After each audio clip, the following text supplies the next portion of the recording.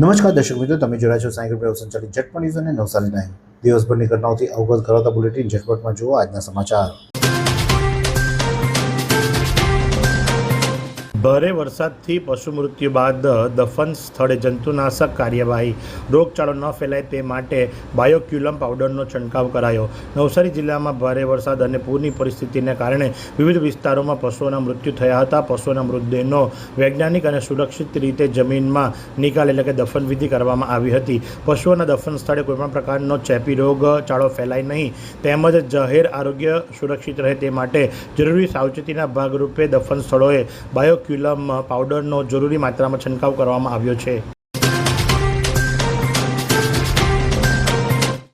વાંસદાના PI Chavda પૂરગ્રસ્તોના સહારે। PI ચાવડાની team સાથે સમગ્ર વાંસદા ચંપાવડી ફળિયામાં અસરગ્રસ્તોને જરૂરી 50 રાશન કીટનું વિતરણ કરવામાં આવ્યું, જેમાં ઉપસ્થિત તાલુકા પંચાયત પ્રમુખ, વાંસદા જિલ્લા પંચાયત સભ્ય, નવસારી જિલ્લા યુવા મોરચા ઉપપ્રમુખ વગેરે ઉપસ્થિત રહી અને સાથે જ વાંસદા પોલીસ સ્ટાફ હાજર રહીને 50 કીટનું વિતરણ કર્યું।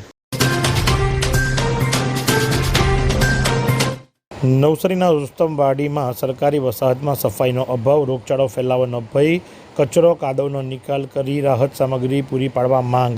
નવસારીમાં હાલમાં જ આવેલા પૂર બાદ શહેરના રુસ્તમવાડી રિંગ રોડ પર આવેલા સરકારી વસાહતમાં રહેતા લોકોની હાલત દયનીય બની છે। તંત્ર દ્વારા અગાઉ દેખાવ પૂરતા ફૂડ પેકેટ આપવામાં આવ્યા હતા, પરંતુ આ વિસ્તારમાં પૂર ઓસર્યા બાદ ચારેકોર અસહ્ય ગંદકી, કાદવ, કીચડ અને કચરાને લઈને અસહ્ય દુર્ગંધને સાથે જ આ વિસ્તારના નર્કગાર બની ચૂક્યો છે। તંત્રની ઘોર ઉદાસીનતાને લઈ આ વિસ્તારના રહીશો નર્કયાતના ભોગવી રહ્યા છે। નવસારીમાં રાહત સહાયની શરૂ થયેલી કામગીરી, પ્રભાવિત વિસ્તારોમાં હજારો પરિવારોને કેશડોલ ચૂકવાઈ।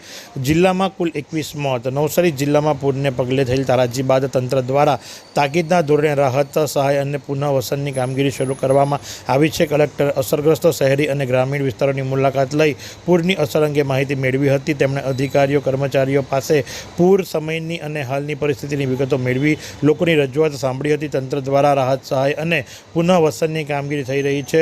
પૂરથી અસરગ્રસ્ત થયેલા 27,000 જેટલા પરિવારોને કેશડોલની ચૂકવણી થઈ ચૂકી છે। જિલ્લાની નદીઓમાં આવેલા પૂરના કારણે અત્યાર સુધીમાં 21 લોકોના મોતની પુષ્ટિ તંત્ર દ્વારા કરાઈ છે। છાપરા 4 રસ્તા પર સવારે ટ્રાફિક જામની સમસ્યા, વિદ્યાર્થીઓ અને નોકરિયાતો પરેશાન। નવસારીના છાપરા 4 રસ્તા પર દરરોજ સવારે 7 થી 8:30 વાગ્યા દરમિયાન ભારે ટ્રાફિક જામના દ્રશ્યો સર્જાય છે। શાળા કોલેજના વિદ્યાર્થીઓ, વાલીઓ તેમજ નોકરીએ જતા લોકોને ખૂબ જ મુશ્કેલીનો સામનો કરવો પડે છે। સ્થાનિકોના જણાવ્યા મુજબ આ વ્યસ્ત સમયે ટ્રાફિકનું યોગ્ય નિયંત્રણ કરવા માટે કોઈ ટ્રાફિક પોલીસ કે અન્ય જવાબદાર કર્મચારી હાજર રહેતા નથી। પરિણામે વાહનોની લાંબી કતારો લાગે છે, સમયનો બગાડ થાય છે અને અકસ્માતની ભીતિ સેવાય છે। લો લેવલ ક્રોઝવે ધોવાયા, ગામોને જોડતા માર્ગોને ભારે નુકસાન, તંત્ર યુદ્ધના ધોરણે હાથ ધર્યું સમારકામ। જુલાઈમાં ભારે વરસાદને પગલે વાંસદાના નદી નાળાઓમાં આવેલા પૂરથી 49થી વધુ લો લેવલ ક્રોઝવે અને માઇનોર બ્રિજ પર પાણી ફરી વળતા અનેક ગ્રામના માર્ગોને નુકસાન પહોંચ્યું હતું। માર્ગો ધોવાઈ જતા અનેક ગામોનો સંપર્ક તૂટી ગયો હતો। પૂરના પાણી ઓસરતા જ માર્ગ અને મકાન વિભાગ, પંચાયત વાંસદા દ્વારા તાત્કાલિક સમારકામ હાથ ધરવામાં આવ્યું। સ્માર્ટ મીટરનો વિરોધ થયો। નવસારી સ્ટેશન પાસે આવેલી ગાડા ચાલમાં ડીજીવીસીએલના કર્મચારીઓ જ્યારે સ્માર્ટ મીટર લગાવવા માટે પહોંચ્યા તો ત્યારે સોસાયટીના રહીશો એકત્ર થઈ ગયા, સ્થાનિકો એકત્ર થઈ ગયા અને એમણે વિરોધ પ્રદર્શન કર્યો અને ડીજીવીસીએલના કર્મચારીઓએ કોઈપણ પ્રકારની કાર્યવાહી કર્યા વગર પાછું આવવું પડ્યું, કારણ કે સ્થાનિકોએ સખત વિરોધ કર્યો, ઉગ્ર વિરોધ કર્યો, જેની અંદર સૂત્રોચ્ચાર પણ કર્યા કે અમારે સ્માર્ટ મીટર નથી જોઈતા, અમારે સ્માર્ટ મીટર નથી જોઈતાના નારાઓ પણ લાગ્યા અને એકઠી થયેલી ભીડને જોઈને ડીજીવીસીએલના કર્મચારીઓ પણ કાર્યવાહી કર્યા વગર જ ધોઈલા મોડે પાછા ફર્યા। તો આ પ્રમાણે આજરોજ સ્ટેશન પાસે આવેલી ગાડા ચાલની અંદર સ્માર્ટ મીટરની કાર્યવાહી કરવા માટે ગયેલા ડીજીવીસીએલના કર્મચારીઓએ કોઈ પ્રકારની કાર્યવાહી કર્યા વગર ધોઈલા મોડે પાછું ફરવું પડ્યું। દક્ષિણ ગુજરાતના વિનાશક પૂર બાદ નવસારી જિલ્લા પ્રિન્ટ અને ઇલેક્ટ્રોનિક મીડિયાના પત્રકારોએ માનવતાનું અનોખું ઉદાહરણ પૂરું પાડ્યું. ગણદેવી તાલુકાના વાંગરી ગામમાં આર્થિક રીતે પછાત પૂર પીડિત પરિવારોને જીવન જરૂરિયાતની રાહત કીટનું વિતરણ કરવામાં આવ્યું. રાહત કીટમાં 10 લીટર પીવાનું પાણી, તારપત્રી, વાસણ સાફ કરવાનું લિક્વિડ, મહિલાઓ માટે સાડી અને નાઇટી, ધાબળા તેમજ બાળકો માટે નોટબુક, પેન્સિલ, બોલપેન અને રબર જેવી જરૂરી વસ્તુઓનો સમાવેશ કરવામાં આવ્યો હતો. આજ સાથે સમાચારની સાથે સમાજ સેવાનું કર્તવ્ય નિભાવતા નવસારીના પત્રકારોની આ પહેલ સંવેદના, સામાજિક જવાબદારી અને માનવતાનું પ્રેરણાદાયી ઉદાહરણ બની રહી છે. રાજ્ય કક્ષાની ગ્રેપલિંગ રેસલિંગ સ્પર્ધામાં સરજેજે હાઈસ્કૂલ ઇંગ્લિશ મીડિયમના વિદ્યાર્થીઓ 7 મેડલ, 8 સિલ્વર અને 10 બ્રોન્ઝ મેડલ મેળવી અને ઉત્કૃષ્ટ દેખાવ કર્યો છે. રાજ્ય કક્ષાની 6 સબ જુનિયર, કેડેટ જુનિયર અને સિનિયર ગ્રેપલિંગ કુસ્તી ચેમ્પિયનશિપ નવસારી ખાતે યોજાઈ હતી, જેમાં સરજેજે હાઈસ્કૂલ ઇંગ્લિશ મીડિયમ અંડર 11 ભાઈઓની અંદર તેમજ 13 અંડર 13 બહેનોની અંદર અને એ પ્રમાણે અલગ અલગ ઇવેન્ટોમાં ભાગ લીધો હતો અને જેની અંદર રાજ્ય કક્ષાની ગ્રેપલિંગ સ્પર્ધામાં કુલ 7 ગોલ્ડ, 8 સિલ્વર અને 10 બ્રોન્ઝ મેડલ મેળવી અને ઉત્કૃષ્ટ દેખાવ કર્યો છે.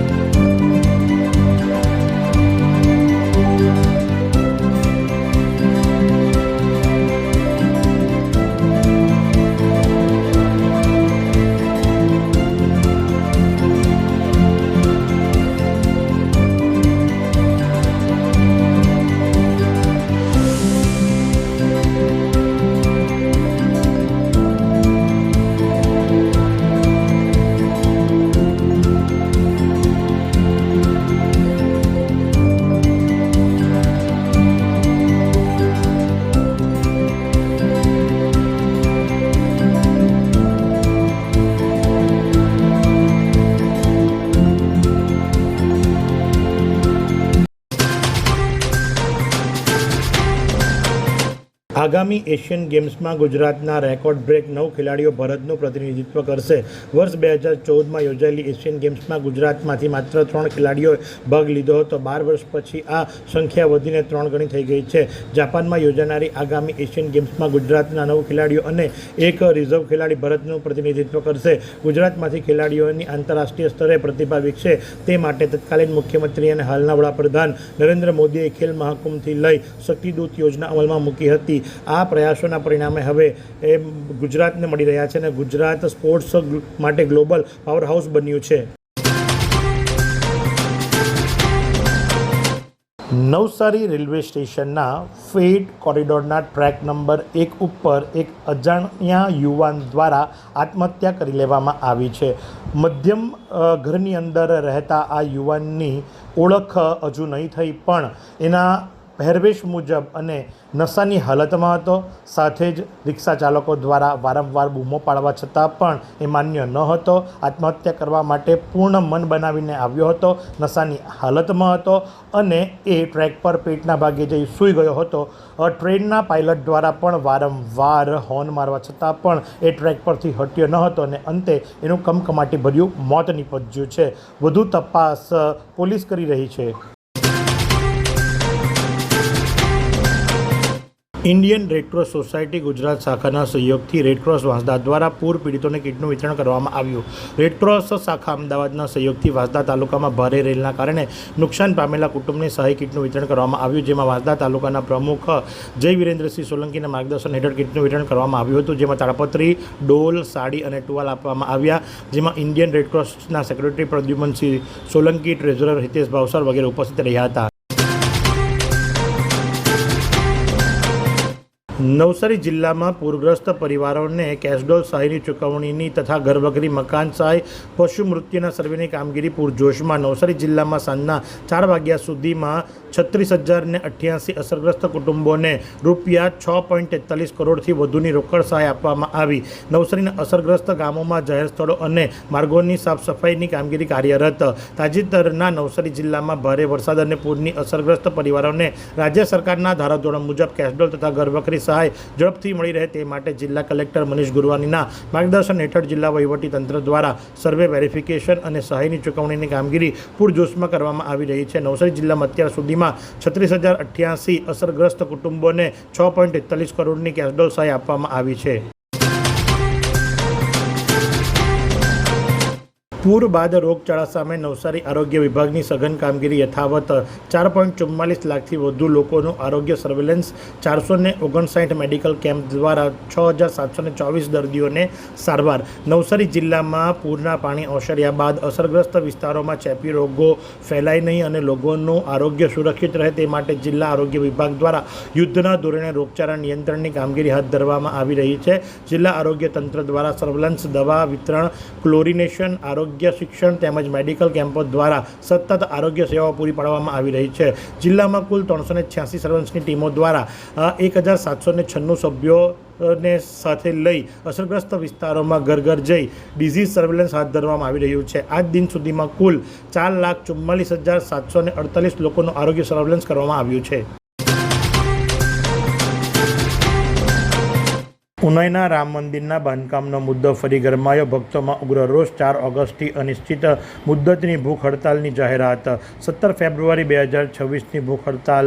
મામલતદાર અમિત મોદીએ 3 મહિનામાં મંદિરનું બાંધકામ શરૂ કરવાનું આશ્વાસન આપ્યા બાદ આજ દિન સુધી કોઈ કામગીરી શરૂ ન થતાં ભક્તોમાં ભારે નારાજગી. દક્ષિણ ગુજરાતના સુપ્રસિદ્ધ યાત્રાધામ ઉનાઈ ખંભાલિયા ગામ ખાતે રામ મંદિરના બાંધકામનો મુદ્દો ફરી ઉગ્ર બન્યો છે. હિન્દુ યુવા સંગઠન અને રામના ભક્તોએ આક્ષેપો કર્યા છે કે જવાબદાર તંત્ર દ્વારા વારંવાર આશ્વાસનો આપવામાં આવ્યા છતાં મંદિરના બાંધકામની કામગીરી આજ દિન સુધી શરૂ કરવામાં આવી નથી. સંગઠનના જણાવ્યા મુજબ 17 ફેબ્રુઆરી 2026ના રોજ યોજાયેલી ભૂખ હડતાલ દરમિયાન મામલતદાર અમિત મોદીએ 3 મહિનાની અંદર રામ મંદિરના બાંધકામની કામગીરી શરૂ કરવાની ખાતરી આપી હતી, જે ન થતાં ફરી ઉગ્ર માંગ ઉઠવા પામી છે અને રોષ પણ વ્યક્ત થયો છે.